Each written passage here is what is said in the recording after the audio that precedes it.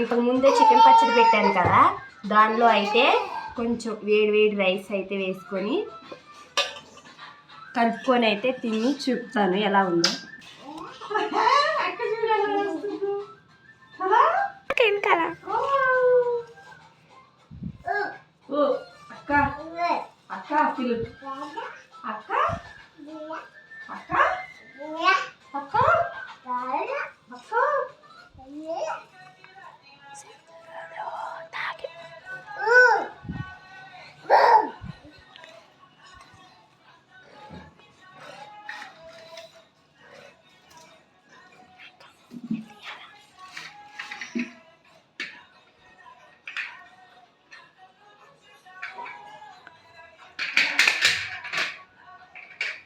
Super ఉంది.